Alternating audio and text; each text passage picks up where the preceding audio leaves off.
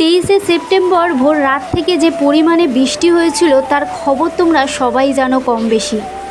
কলকাতা প্রায় জলের তলায়। 27টা বছরে এই প্রথমবার এমন দৃশ্য আমরা দেখছি। রাত 3টে থেকে আমরা রাত জাগা, তার কারণ এই যে জলজান্ত প্রমাণ, ঘরে জল ঢুকে সব জিনিস নষ্ট, বিছানাপত্র সব। আর ভগবান ছিল বলেই আজ আমার বাবা মাও সুস্থ আছে, না হলে কী যে বিপদ হয়ে যেত ভগবানই জানে। আর এই বিপদে কিছু মানুষকে আমরা চিনতে পেরেছি। এদিন রাত থেকে কি ঘটনা ঘটেছিল আমাদের সাথে সবই তোমাদের সাথে এই ভিডিওতে শেয়ার করব। Hello everyone, good morning. মর্নিংটা হয়তো আমাদের জন্য গুড ছিল না। 23শে সেপ্টেম্বর যে মর্মান্তিক বৃষ্টিটা হয়েছিল সেটা তোমরা আশা করি সবাই জানো। কলকাতা পুরো ডুবে গেছিলো, আর তার জলজ্যান্ত প্রমাণ এই যে রাত 3টে থেকে আমরা জেগে ঘরের অবস্থা দেখতে পাচ্ছ, সব জিনিস আমাদের নষ্ট হয়ে গেছে। আমাদের লাইফে এত বড় দুর্ঘটনা ঘটে যাবে কখনোই কল্পনা করতে পারিনি। রাতে যখন শুয়েছিলাম ভাবতেই পারিনি যে এরকম অবস্থার কারণে আমাদের রাতের ঘুম কেড়ে নেবে। রাত তখন 2:45, 23শে সেপ্টেম্বর। সারা রাত বৃষ্টি হওয়ার কারণে আর অবস্থাটা দেখতেই পাচ্ছ কতটা পরিমাণে জল উঠে গেছে। যখন 2:45 তখন হঠাৎই মায়ের ঘুম ভেঙে যায় পায়ে জল ঠেকে। যেহেতু আমার বাবা মা নিচে ঘুমায়, আমি বোন বিছানায়, তো যথারীতি যখন পায়ে জল ঠেকে তখনই বুঝতে পারিনি, ভেবেছে হয়তো জল পড়েছে। উঠিয়ে দেখে এই অবস্থা। না, এতটা জল ছিল না। যত সময় বাড়ছে, টাইম বাড়ছে, তত জল কিন্তু বাড়ছে। প্রথম থেকে যদি ভিডিওটা শেয়ার করতাম তোমাদের সাথে তাহলে বুঝতে পারতে যত সময় যাচ্ছে জল কিভাবে বাড়ছে ঘরের ভেতরে। এই 27টা বছর আমার লাইফে জীবনে দেখিনি এরকম জল উঠতে, কলকাতায়, তাও আবার জীবনে দেখিনি। আমার হারমোনিয়ামটা তো পুরো গেল, তার সাথে আমার ফ্রিজটার বয়স এই 1 বছর 1.5 বছর হতে যায়। এরকম অবস্থা হবে আমরা কখনোই কল্পনা করতে পারিনি।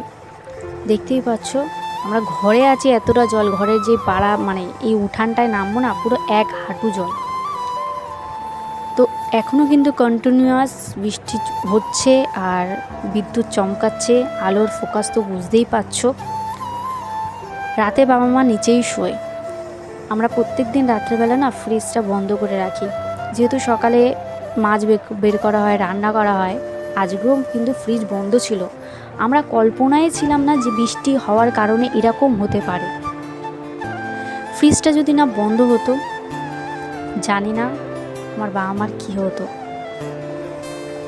হ্যাঁ, এখন অনেকে বলবে যে এই ভিডিওগুলো করে সিম্প্যাথি নিচ্ছে বা নাটক দেখাচ্ছে। এগুলো কোনো নাটক নয়। এগুলো ভিডিও করা এই নয় যে কারোর কাছ থেকে সিম্প্যাথি নেওয়া। ভিডিও করা কিছু স্মৃতি রেখে দেওয়া, যেটা আমার লাইফে দেখিনি আমি কখনোই। 27টা বছর কম নয়। আমার বাবা মাও দেখেনি কলকাতায় এত বছর আছে। ওই জন্যই জিনিসটা ক্যাপচার করে রেখেছি। সারাদিন নাওয়া নেই, খাওয়া নেই, কি অবস্থা আমাদের দেখতেই পাচ্ছ।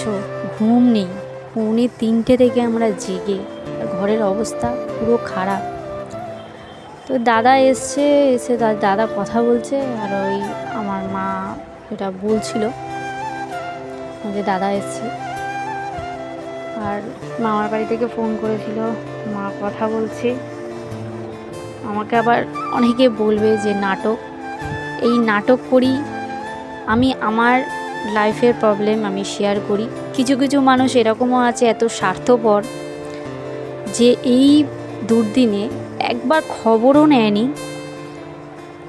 তো বিপদে মানুষ চেনা যায়, মানুষকে বোঝা যায়। তোমরা ভাবছো যে এই জলের মধ্যে ঝাঁটা কেন দিচ্ছে?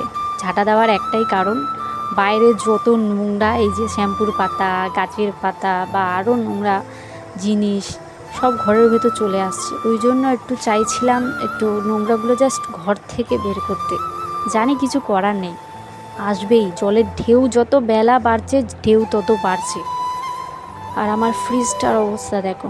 আমি হাউ হাউ করে কাঁদছিলাম যখনই ফ্রিজটায় জল উঠে গেছে। অনেকটাই জল নেমেছে। যেহেতু এখন বৃষ্টিটা কমেছে বলে, যদি বৃষ্টিটা না কমতো, বেশি বৃষ্টি হয়নি কিন্তু আমি আমাদের শুতে শুতে প্রায় রাত 12টা বেজে যায়। আমরা যখন শুয়েছি তখন সেরকম বৃষ্টি হচ্ছিল না, ঝিরঝিরি করে বৃষ্টি পড়ছিল। 3 থেকে 4 ঘন্টার মধ্যে এরকম অবস্থা হয়েছে। এইটা অনেক বেলায়, এটা প্রায় 1টার কাছে মনে হয়, 12টার কাছে হবে, টাইমটা ঠিক মনে নেই। তো আমার ফ্রিজটার তো জানি না কি হবে, কতটা কি জানি না। আমি শুধু কাঁদছিলাম এই ফ্রিজটার জন্য। হ্যাঁ জানি যে ঘরের জিনিস অনেক আছে, অনেক জিনিস নষ্ট হয়ে গেছে, তাও অনেক কষ্টের টাকা জমিয়ে করা, তো মাগনার টাকা আসে না। টাকা জমিয়ে যখন একটা জিনিস কেনা হয় সের মূল্যটা অনেকটা। আর এই ফ্রিজটা আমার কাছে অনেকটাই দামি, অনেকটা মূল্যবান। জানি না কি হবে। আর তোমরা এখন দেখছো হয়তো আমি দাঁত বার করে করে ভিডিও বানাচ্ছি, সেরকম কিছু নয়। দাঁত বার করছি একটা কারণে, এই যে নোংরাগুলো পরিষ্কার করতে হচ্ছে। আর বৃষ্টিটা একটু কমেছে, এটা একটু শান্তি। না হলে অনেকটা জল বেড়ে গেছিলো, হাঁটু থেকে উপরে উঠে গেছিলো, এখন কমেছে যত বেলা বাড়ছে। আমি নোংরাগুলো চাইছি একটু বের করে দিতে। আর সামনেটা দেখতে পাচ্ছ তো কতটা, ফের বৃষ্টি নেমে গেছে। জানি না কি কপালে আছে, ভগবান যদি চায় বৃষ্টিটা কমিয়ে দিক, আশা করি।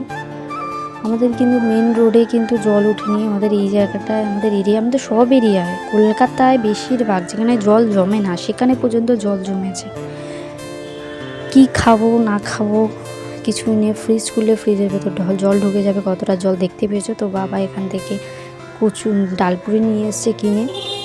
আর আমাদের পাশের বাড়ি এক ওই যে সামু করি ওই বৌদি দিয়েছে, রুটি দিয়েছে আর এই আলুর দম দিয়েছিল।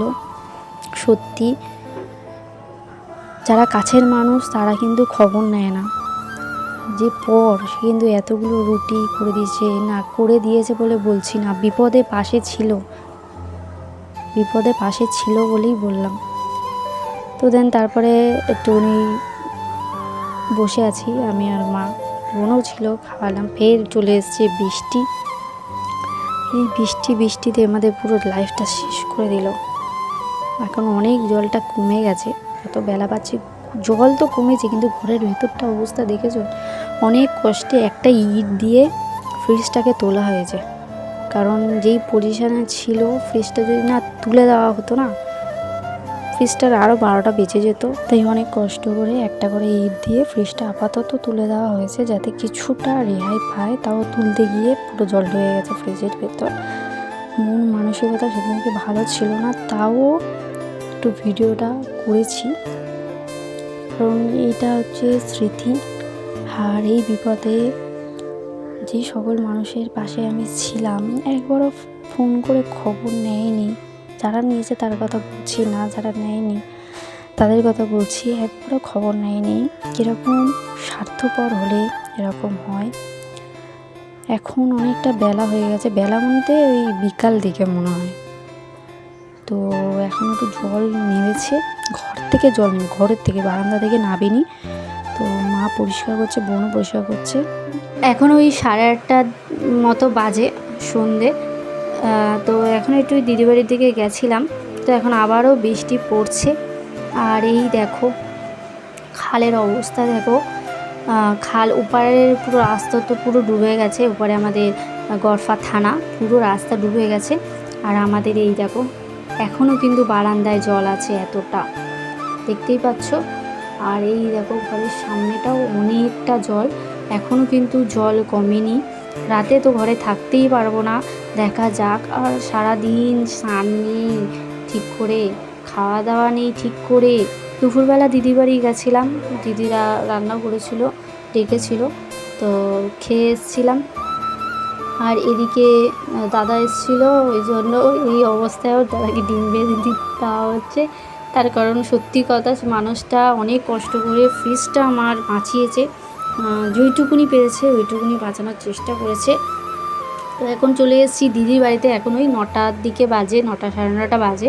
দিদি বাড়ি এসেছি, দিদি বাড়িতে আজকে ঘুমাবো আমি, মা আর বোন। বাবা ঘরেই আছে, কারণ ঘর ছেড়ে আসা যাবে না, কারণ সবাই যদি চলে আসে, ঘরের একেই ওই অবস্থা। আর কদিন আগেই আমাদের বাসন চুরি হয়েছে, তার আগে আমার একটা লেগিংস চুরি হয়েছে। মানে চোরের উৎপাত এখন লেগেছে, ওই জন্য বলল যে ঘরটা ছাড়া যাবে না। বাবা ওখানে আছে, আমরা এখানে চলে এসেছি দিদির বাড়িতে। তো খেয়ে দিয়ে নিয়েছি, সারাদিন ঘুম নেই, খুব ঘুম পেয়েছে। আজকে এখানেই শেষ করলাম, টাটা।